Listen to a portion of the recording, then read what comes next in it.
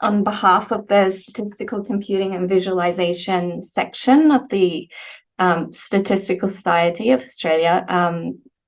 So it's our pleasure today to have Rowan Alexander join us.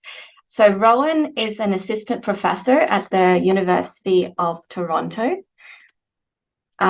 He's jointly appointed in the Faculty of Information and the Department of Statistical Sciences. He is also the Assistant Director of Canadian Statistical Sciences, Ontario, and a Senior Fellow at Massey College.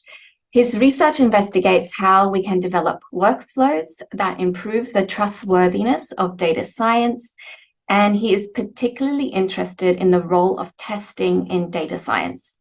He holds a PhD in economics from the Australian National University, where he focused on Australian economic history. So we're very excited to hear your talk about large language models today. Thanks for joining us. Hi, everyone. Thank you very much for having me. I'll just start sharing my screen.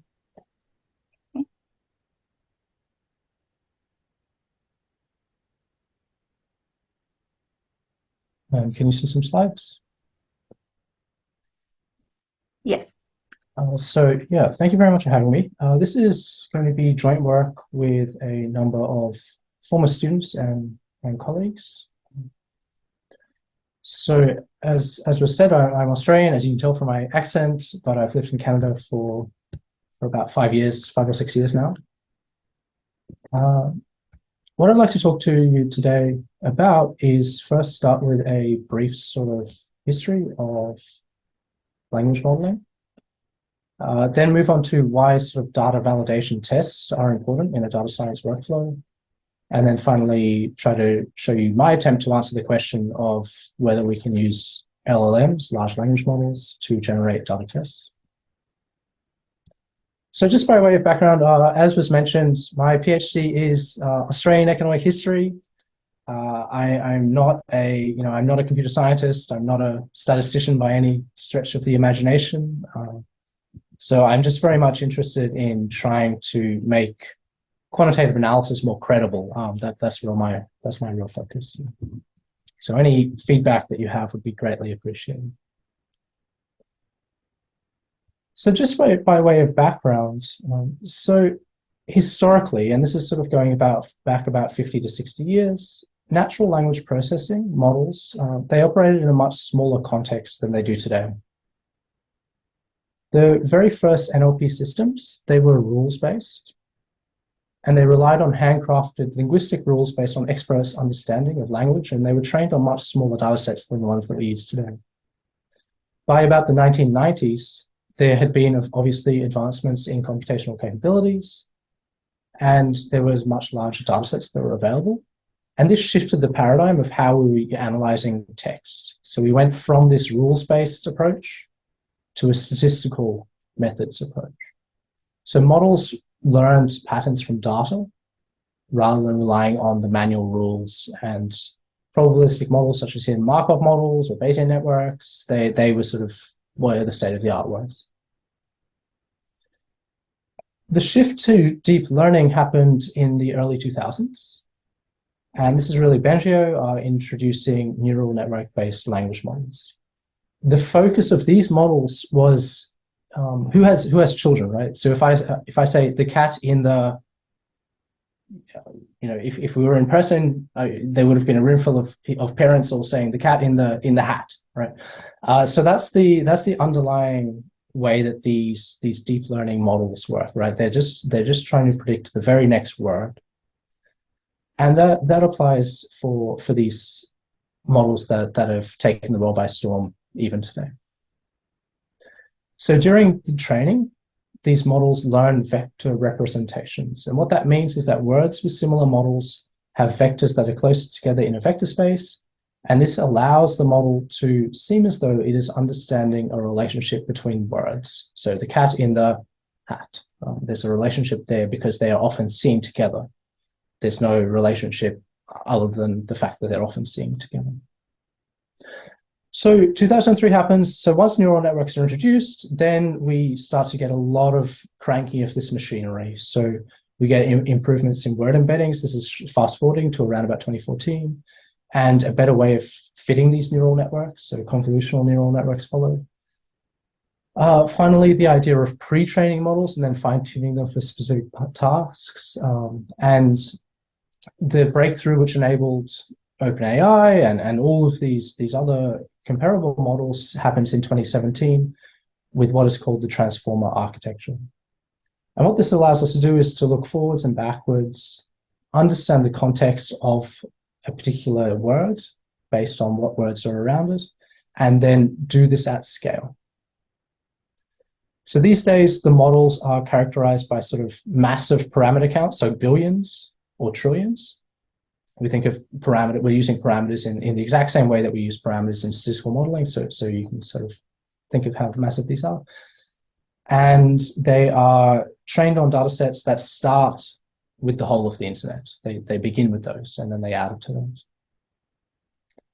So large language models these days are customized and refined through in-context learning, and this is done using prompting. So a prompt is a set of natural language instructions that define parameters in the context for the desired output and may include one or more input-output models. And so what this allows us to do is to specify the space in which the LLM explores, given its training, to provide an output.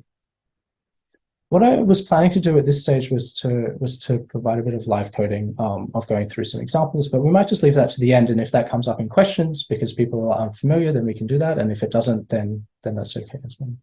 But I'm aware of probably the need to leave time for questions. So turning to data tests. So these days, our data sets are just very complicated. They've become much larger than they have been, and they've become much more sophisticated.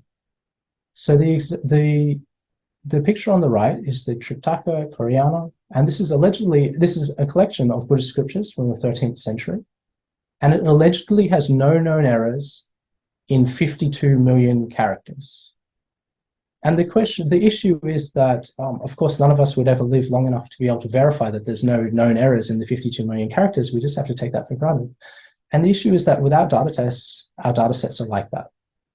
We create them, we analyze them, and some forward-thinking journals even require that our data sets are deposited. But I know that I'm not going to spend my whole life going through 52 million characters to check whether it's actually free of errors. And and what we need to do is we need to write automated tests to do that for us. And that's this idea of data validation. So in the case of this collection of Buddhist scriptures, it would be wonderful to have an automatic check that actually looks at whether there's actually the 52 million characters in there. So these basic things where they catch big errors. So just to be a bit specific about it, so this is some R code that's going to simulate some running time. So we're simulating 200 observations, and we're saying that, well, a very fast running time is 15 minutes for 5 kilometers.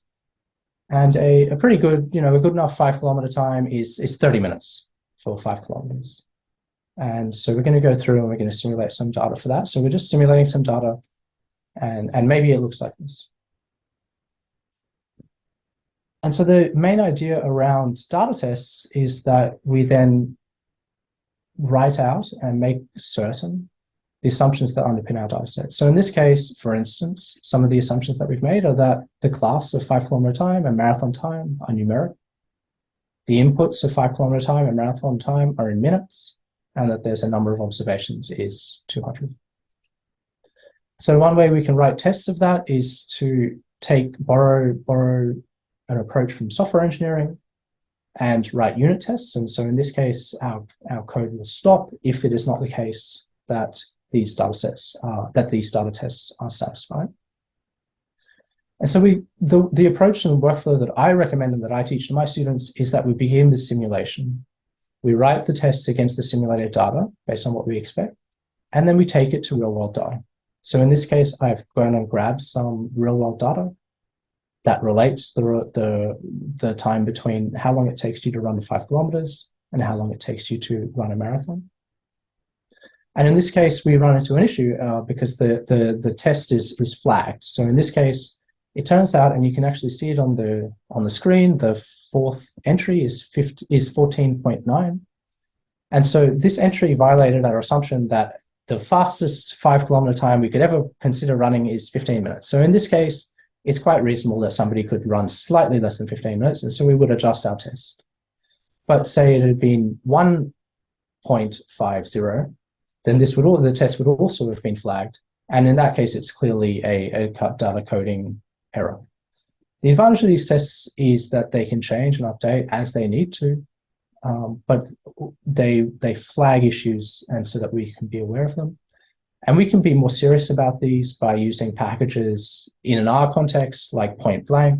I'm going to show you in a minute about using a Python equivalent package called Great Expectations.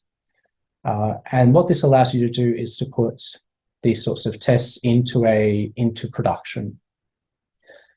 Why this might be useful is, for instance, if you're working in a hospital, every night you might get blood work about patients, and every night there's new blood work to process. Every day you go through and you check off the tests, you check the data, and you notice some things that you wish were flagged, and you can put those in place so that when the blood work runs overnight the next night, those issues are flagged. So in the case of, there's a hospital in Toronto that does this and has put point blank into production. And one thing they noticed was that sodium, which I think maybe the chemical symbol for sodium is maybe Na, something like that. So sodium is present in blood, and those of you who know R will know that if you have Na values, that's going to throw out your models. And so it turned out that they'd been throwing out an awful lot of data because they hadn't adjusted for this Na as being part of their models, and doing this sort of data checks flagged that for them. So we write tests that document our assumptions about the data, and we use these checks to document that they've been met. And one of the great things about writing data tests is that they can be shared even when the data cannot. So even if we have personally identifying information, we have private medical information, we can still share the tests that we're using, and this allows people to have more confidence in our data sets, even when we can't share our tests. So the question is, can we use LLMs to generate data tests? So by way of background, the Investigative Journalism Foundation is my partner on this work, and they are a non-profit news outlet, and they're centered around public interest journalism. And in particular, they have created 8 massive data sets to do with Canada's politics. So it might be political donations, it might be registered charities, it might be political lobbying. So there's these 8 enormous data sets. And these data sets, they're based on scraping government websites and those sorts of things. And so they are updating from time to time. And so putting in place data tests is really important for us. So I'm going to talk about one particular data set, and this is going to be a political donations data set. Exactly like in Australia, there's Canadian legislation that requires political parties and candidates to disclose financial contributions that they receive. These are maintained by elections agencies across different provinces and territories. In Canada, we call states provinces for some reason, but it's the same idea. And exactly as this, in the same idea as in Australia, from time to time these are released by the electoral agencies. And so what our political donations dataset does is it vacuums all of those up, it records them, it puts them into one coherent dataset, which can then be queried. So the database contains about 15 variables. For instance, things like the donor's name, the political party, the entity to which the donation was made, and the amount donated, as well as region and year of donations. Now, as you can imagine, exactly the same as in Australia, the different states do things very differently. And so the format of the donations varies across jurisdictions and, of course, over time. And so, for instance, some jurisdictions provide us with spreadsheets. Others provide us with PDFs, which we need to OCR. and still others just make it available on their website for the absolute minimum that the legislation requires, which is a few months. So we need to go through, we need to make all of that coherent into one data set, and we need to address any sort of errors. Now, there's of course errors in OCR, there's errors when people are writing the details of their names and where they live and those sorts of things. So there's all sorts of quite reasonable errors. It's not necessarily the case that if we catch an error, there's fraud. So what we did is we invested about 9 months of a person with a master's degree in statistics into developing a large suite of data validation tests. And an example, so we did it in Python, and we primarily used the Great Expectations Python package, but it doesn't really matter what software you're using. Great Expectations, point blank, R, Python, it doesn't matter. The underlying principles are all the same.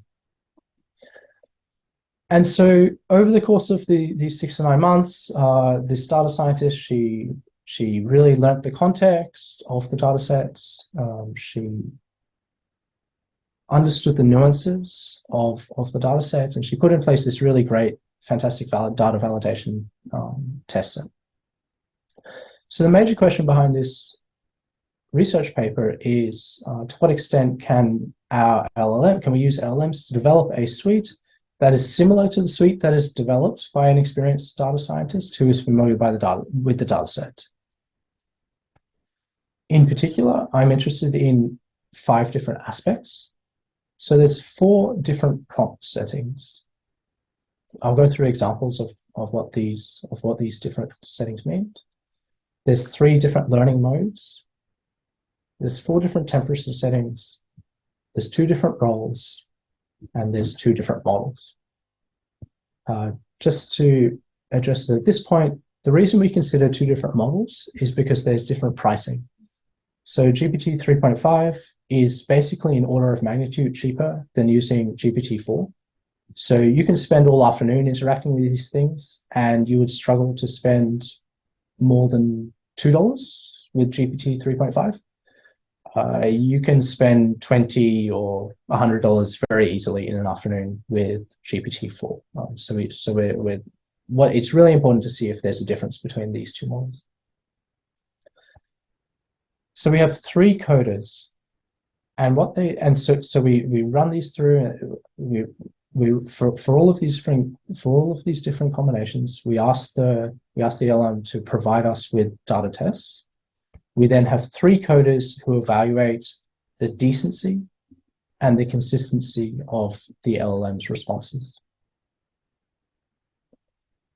So in particular, consistency is going to be a ranking 1 to 5 of how different each of the responses were.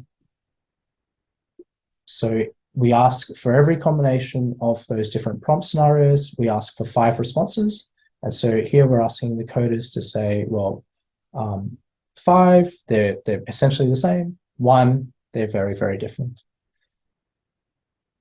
The other aspect that we're asking the coders to rate is the decency. So just how good do these tests seem to be?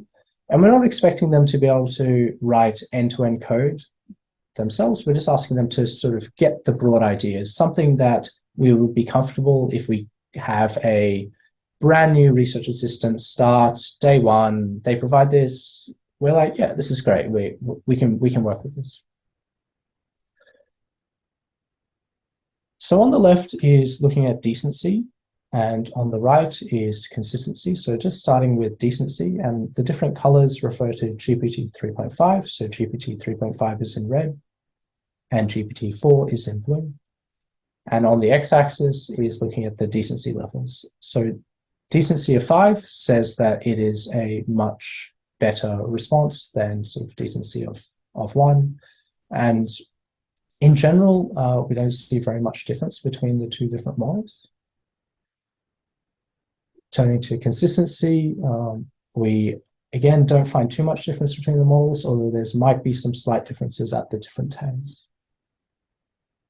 So I explained why we would be interested in 3.5 compared with 4. I'll move now to different prompt styles.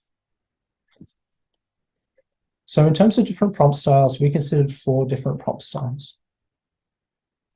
So the first was basically, we said we are interested in some data about political donations in Canada, write some tests.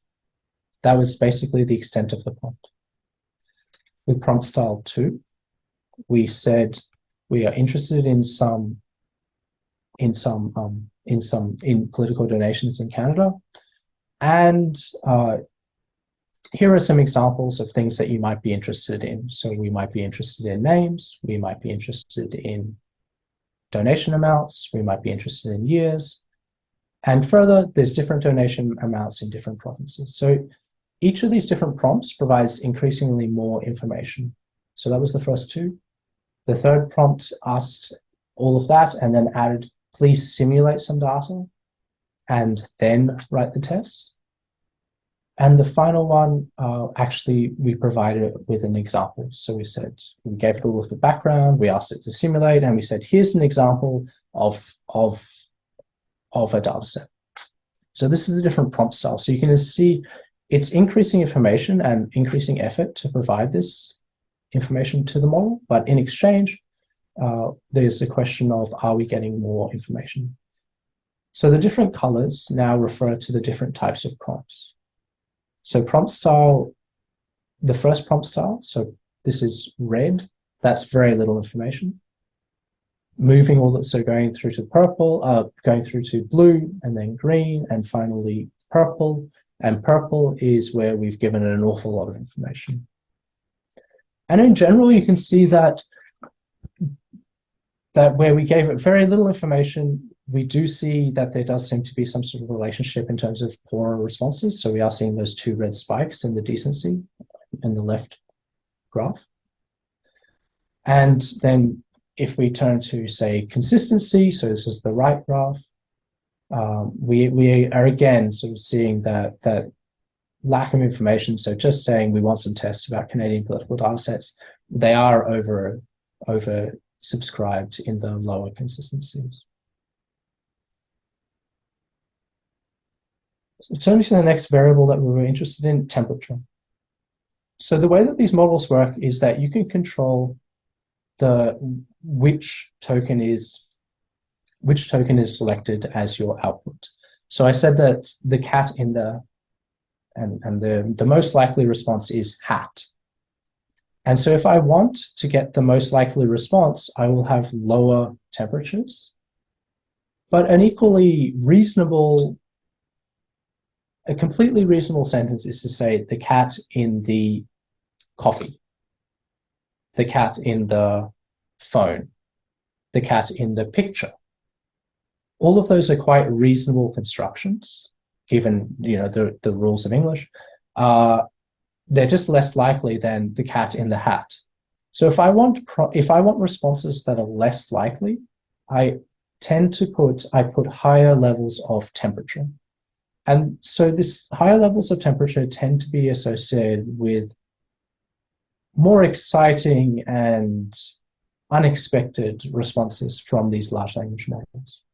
So what we're expecting here is that the temperatures of 0, that we will get very consistent results, and that with higher temperatures we should get less consistent results. What I was surprised about was, so that's what we actually see in consistency on the right. What I was surprised about is the relationship with decency, where I was expecting that with the higher temperatures, so more likelihood that we're going to get unexpected results, that we would get some sort of really exciting, really positive responses. It just didn't seem to come out of the model.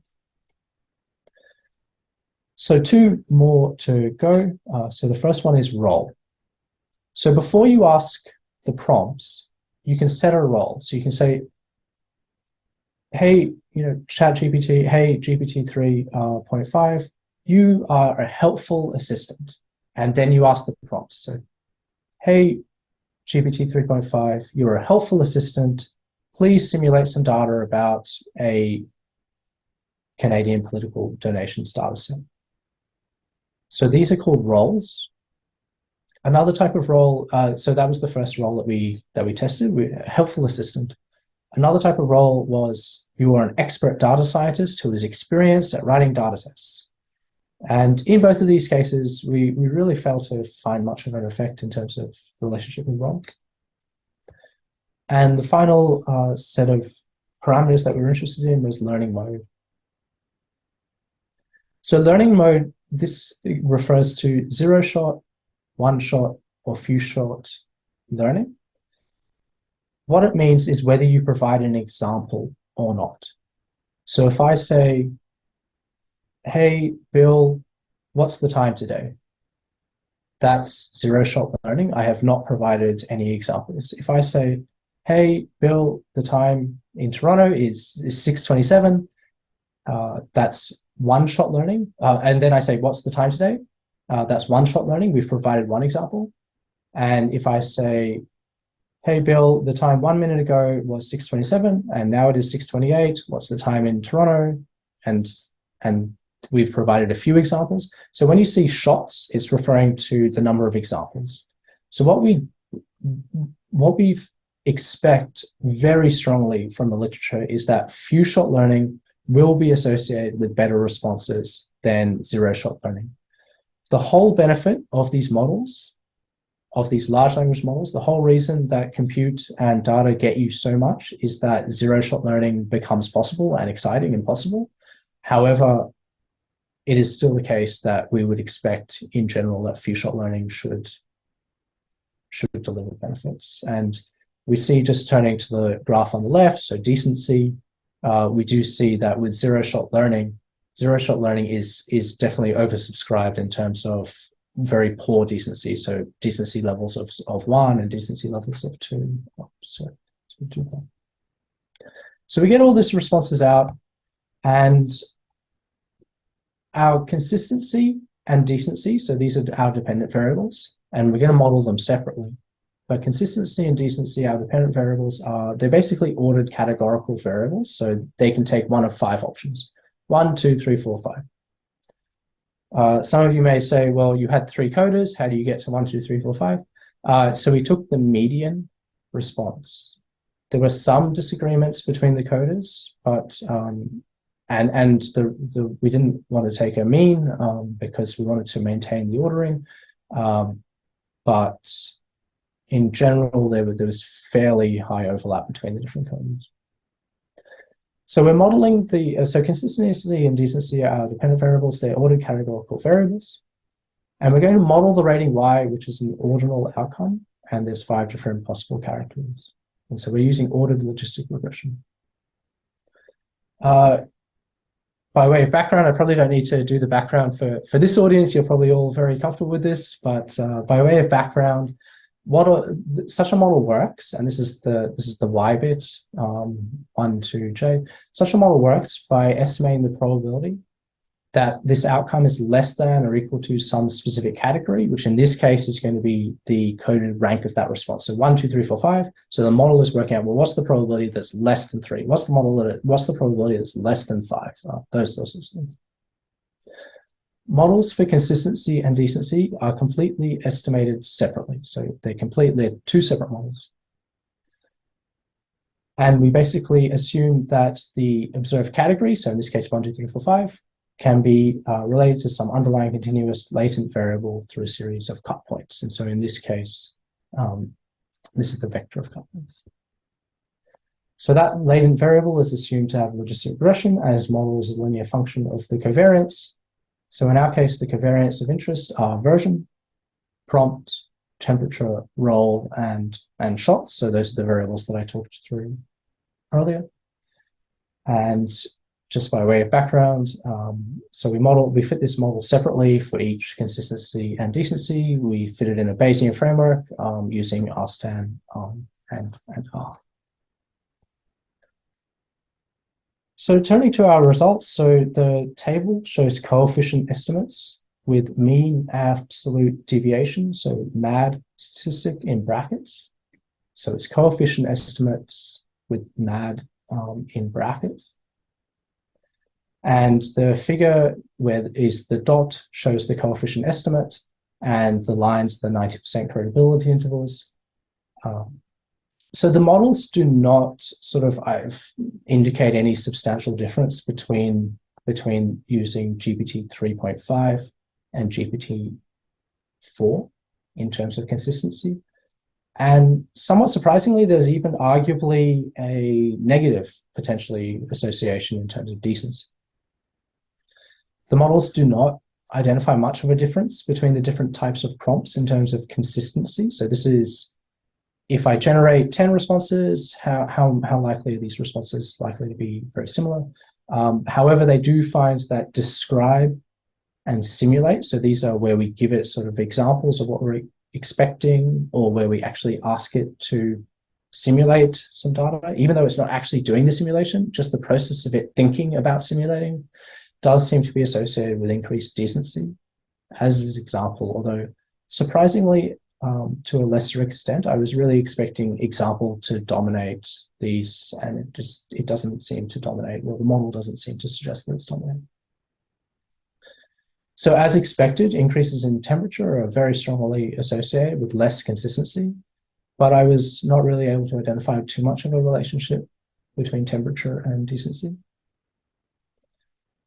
The models struggle to find any association between which role is used in terms of either consistency or decency. So by way of just jogging your memory, so role is, well, you're a helpful assistant, or you're a highly trained, experienced data scientist who's an expert. So that's good news in terms of writing these things. We can sort of shut down one of these variables.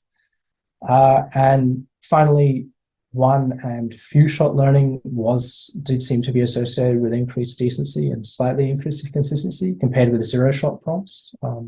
That said, the magnitude of the relationship is not sort of overly large.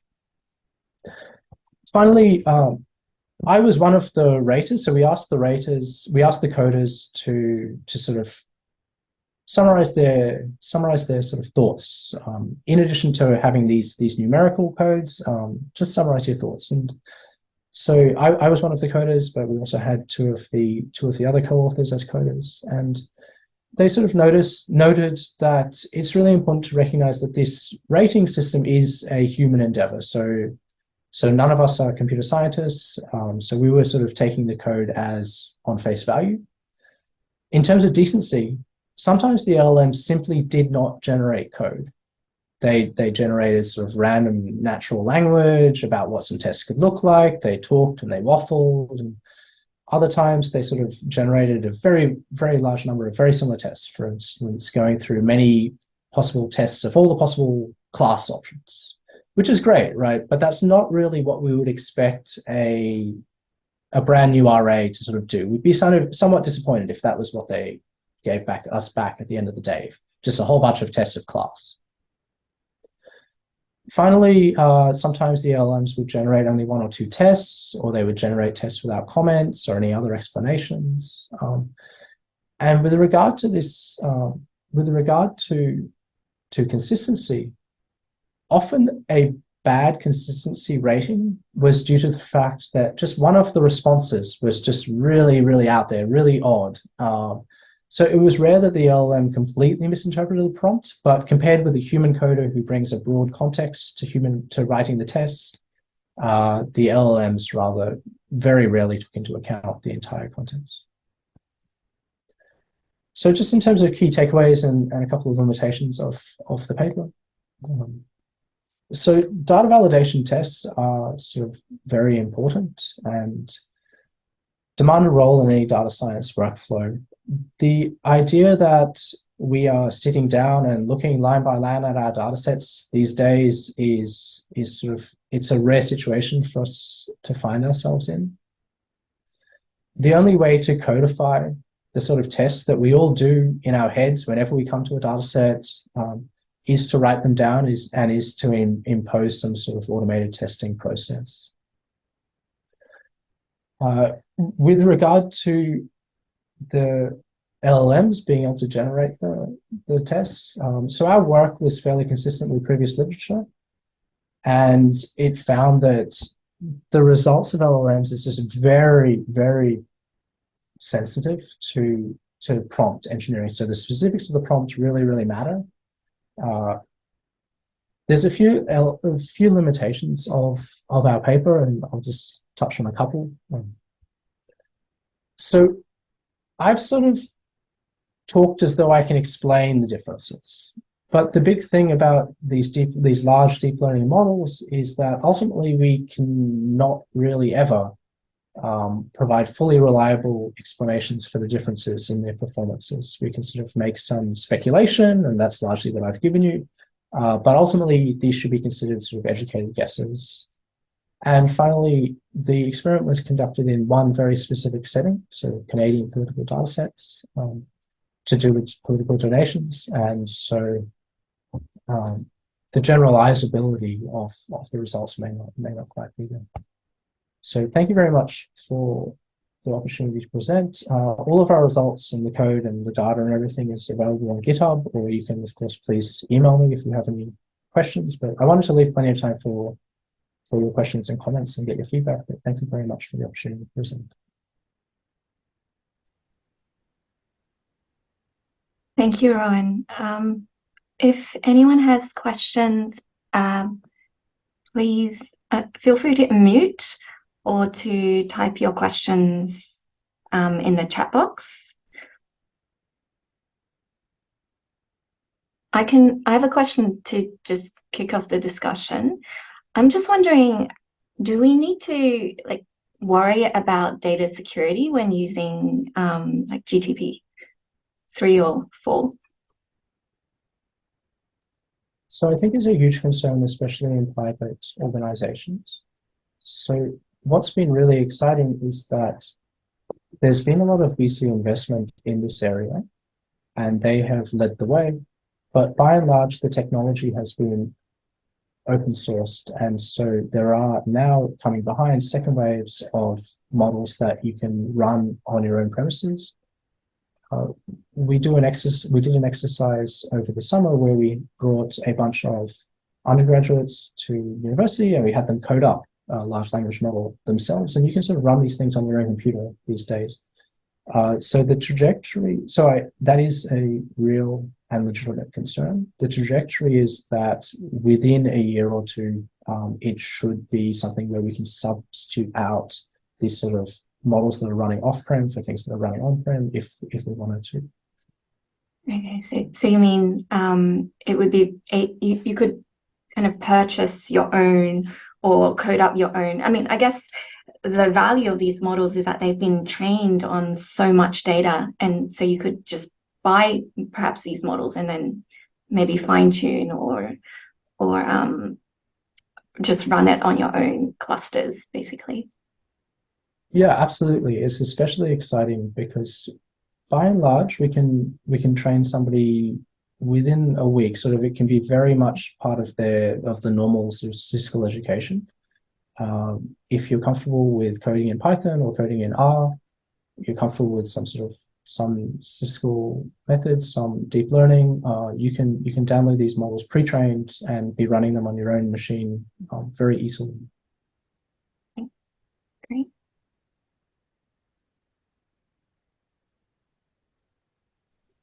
I'll ask something. Rowan, do you have any particularly interesting examples of a rule that that you were surprised by from the LLM? I was surprised at its ability to make provincial specific donations rules. So this is like if Queensland said you can only donate $1,000, but New South Wales said you can only donate $200. So we want that coded in. And that takes a lot of understanding of political donations laws if it's just a big data set. And so I was surprised at the number of times that without any examples, it was able to identify that quite nuanced situation. We've got a couple of questions here. So the first one is from Ayana Lichtenstein. What types of data validation tests would you suggest for a dataset containing free text or other unstructured data? Do you think LLM performance would be different in this context? So it's an excellent question. So my PhD, as I mentioned, was in economic history, but it was to do with Hansard. So it was very much large free text and unstructured data. And this is how I got interested in these things. The types of tests that I expect to be appropriate for free text and unstructured data are things like testing the makeup, so the characters that make up the actual free text. So are there weird hyphens happening? Are there weird commas happening? Those sorts of things. I would then turn to tokens or words. So are we seeing Australia commonly misspelled? Are we seeing the commonly misspelled? And I know I mentioned those because they're common OCR errors. So I would build I build up data validation tests for free text around those sorts of tests for things that should be in there that are not that are in there, and tests that for things that we would expect to not be in the data set, and checking whether they are in the data set or not. With regard to do we think that LLM performance will be different, I think that it excels in this, because what it allows us to do is to generate hundreds of slight variants on really boring data set tests, and so free text is a perfect example and use case for that. So rather than having to code all of the different electorates, names of the electorates, you could just have something generated. So I think it would be great. Emily, would you like me to move on to James's? Yes. So maybe because it's recorded, I'll read it out just in case it doesn't come through in the recording. So from James Chamberlain, did you try actually running any code the LLM produced to verify that it actually worked or makes sense? Yeah, so we did run them. So in a lot of cases, it requires, so there's an awful lot of data manipulation and data cleaning and preparation that is required before the tests actually run. This is in the real data sets. And so when we did that, we were sometimes able to get them to run. What I was really interested in was, and James, you've actually, thank you for the question, was when it was making up functions. So there's a lot of difference between code that could never run and code that could run if we put it in the right setting, the setting that it's sort of expecting. And there was a lot of times when the LLM did poorly, it was because it would just make up functions, and it would do that very confidently. And so I would actually doubt myself sometimes, and I would be looking up these functions in the Python documentation, and it just didn't exist. And so that's something that was, concerning. So thank you for bringing that up, James. I should have mentioned that. From Taya Collier, were you manually inputting your prompts, or did you execute this study via an API? P.S. In the hospital setting where I work, it is necessary to run GPT-4 on-prem. Not sure what that means. I am aware of a couple of hospitals with working on-prem instances. So we use the API. So I'll put this. So I've just put the code in, a link to the code in the Slack. So that's the code that we use to interact with the API. All you need is a API key. Put that into your environment file, and then you should be able to use the code. Or I'd be happy to run you through it if you would like to see it working. But basically, what it does is for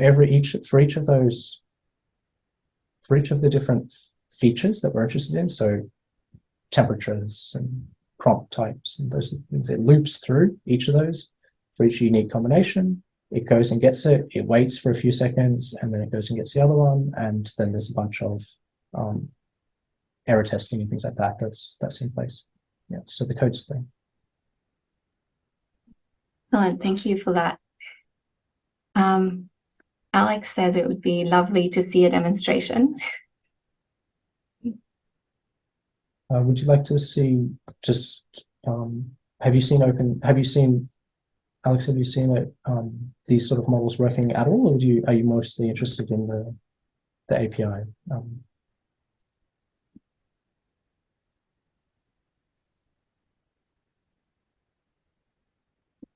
Because I have used it from the web interface.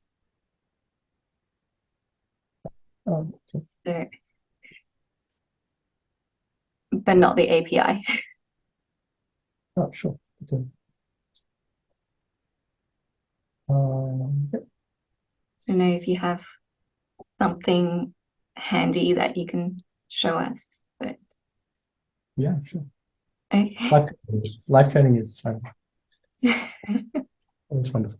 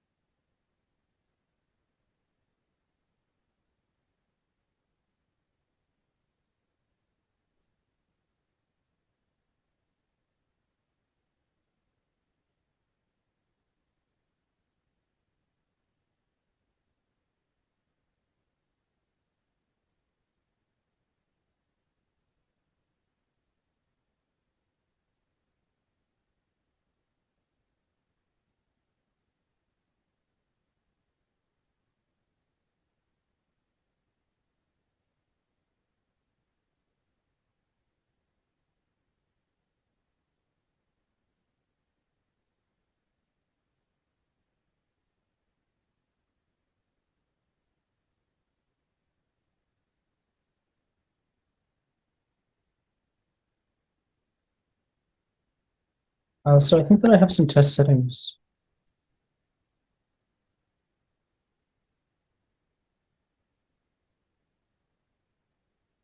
Oh, very slowly.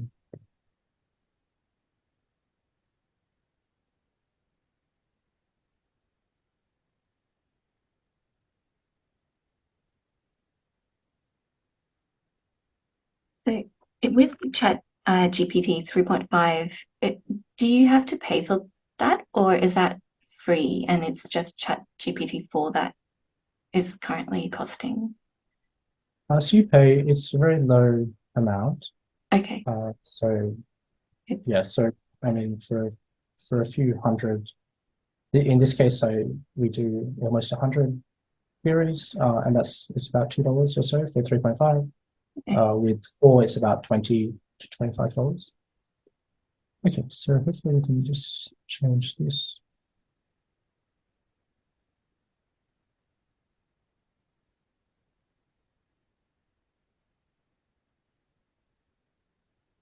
Alex, would you like me to talk through the code, or do you just want me to click run and see if it works?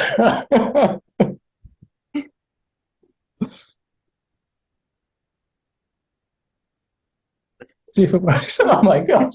So I feel like I'm in class. Okay, let's see if it works.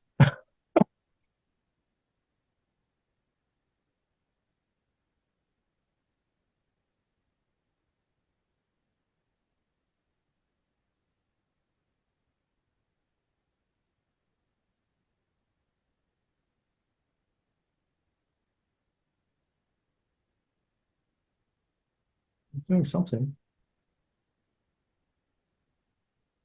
So what it's doing, so I've got it printing, so you can see that this is the first thing that we printed. Alex, you better be impressed by this, mate. I can't believe this worked. So what it's doing is, so this is the first attempt here. So this is the this is good. This would never happen in Canada. Only in Australia would I be challenged. So this is the first prompt. So the Investigative Journalism Foundation. Alex, can you see this in the screen share, or do I need to zoom in? Yeah, okay. So this is the specific prompt. So the IJF creates and maintains a CSV. It's got the following variables. Please write a series of expectations using the Python. So you can see that in this case, the temperature is 0. The role is helpful assistant. That it's just no shots. And so this is telling me the number of tokens. So these models are, you're charged based on tokens. In general, you can think of a token as a short word. So Australia is comprised of, I think, 3 tokens. Alex is comprised of 1 token. And so you're charged based on the number of tokens in your request, so up, and also number of tokens in your response, so back. So in this case, it's then looping through these different scenarios, and so you can see it. You can see it. Thank you, Barrett. You're right. I should have just said, of course. But yeah, so it's looping through this. As I said, there's a delay that's written. There's a delay that I set in here. I think it's set at about 5 seconds or so. Yeah, so it's set at 5 seconds delay. So that's why it's a bit slower, but it just means there's more likely to complete. Is that okay? Thank you. That's fantastic. Thanks for rising to the challenge. Just a question. So the temperature, is that, just to make sure I understand, does that relate to how kind of creative it is and how likely it is to just generate maybe novel ideas? If that's yeah. So the interpretation of the interpretation of temperature is what you've said. So it's how creative. So with higher temperature, we expect more creativity, and that's because we're getting more unlikely results. So me saying the cat in the coffee cup, that's very unlikely, but that could also be considered creative. okay. And so that's the interpretation that's been given to temperature. So so at lower temperatures, it basically the model just focuses on the single most likely response. So it's not quite correct to say that temperature 0 it becomes deterministic, but it's essentially deterministic because it's really just looking at almost essentially the most likely response. Yeah. And so higher temperature should be associated with a wider variety of LLM responses. And we've also got a question here. Did you consider using the ChatGPT models to evaluate the tests they had produced, asking them to apply the criteria of decency and consistency and comparing these with the human evaluations? So I haven't done that in this paper. In a follow-up paper, what I've done is I've created ELO rankings. Actually. So an ELO ranking is used in situations like chess, where you have one player against another player, and you and I play. And if I win, then my ELO ranking goes up slightly. And to say you go off and you play, someone who's really, really strong, and you beat them, then your ELO rankings can go up a lot. And so what we do is we get a whole bunch of these responses back from the LLM, and then we create an ELO ranking between them. And then we ask the LLM to evaluate which one of these responses is better, 1 or 2. If 1 wins, then it goes up slightly. And so we've done that to sort of surface the best response. And that's been really fun, but it's very expensive because every single time you're querying, you're sending back the whole of the script that you generated. And then you're asking it to respond with only 1. So it's cheap on the downside, but it's expensive on the upside. So it's pretty awesome. So do you find that it's quite consistent with the human evaluations, or? So when I evaluate the one that it surfaces as the best, I am impressed by it typically. So I can put an example in. And while you're doing that, a question following up on creativity. Is it desirable to have less or more creativity when trying to generate testing code? Yeah, so I thought that what you would want would be higher temperature. I thought that you would quite obviously be associated with better tests, and that wasn't borne out really in the responses. So, I mean, I found that it wasn't necessarily all that important around the temperature variable. I was super surprised by that, and I think that's probably something that bears looking at. If I may share my screen just briefly and then show an example of one of the surfaces, one of the ones that Please you do. were. Okay, so this one I won't live code because it takes a while, but so this is a pull request. So the red code is code that the LLM removed, and the green code is code that the LLM added. And so what I had, if you look at the red code, and this is a deliberate example, so what I had was I had some numbers, 1 to 100, so this is lines 3 and 4 in red. And then what I was interested in was calculating the sum. And so I wrote a for loop to work out the sum of that vector, and then I printed out the result. And so what I was interested in was, can we use LLMs to be like, well, no, we shouldn't be doing that, obviously. And so the LLM generates, in this case, it generated 20 different responses, and then we did the ELO rankings, and the response that surfaced as the best one was this one. And so you can see that it identifies the correct response, which is that we should get rid of this function, the for loop, beg your pardon. We should get rid of the for loop. We should replace it with a sum, and we should add some documentation. So I was impressed by so that's probably a very long-winded answer to the question of do ELO rankings work, but I was impressed by that response. Yeah, no, I think it's pretty and that was impressive. completely what I meant. Yeah, it's pretty impressive what these things can do now. So just hard to imagine what it will look like in the future. I think my daughter is worried about robots taking over everything. Maybe with good reason.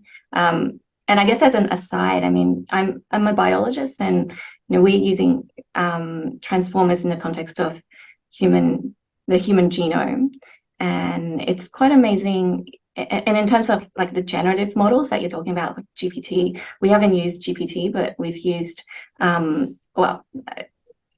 so our collaborators are using Stable Diffusion to actually create new examples of I guess genetic code. But yeah, so it's really quite fascinating the different ways we can encode language as well. But I guess maybe since we're coming up to the hour, I'd just like to say thank you so much, Rowan, for taking the time and to and providing us with this insightful talk, and also for live coding for us as well and sharing your code and experience. Thanks very much.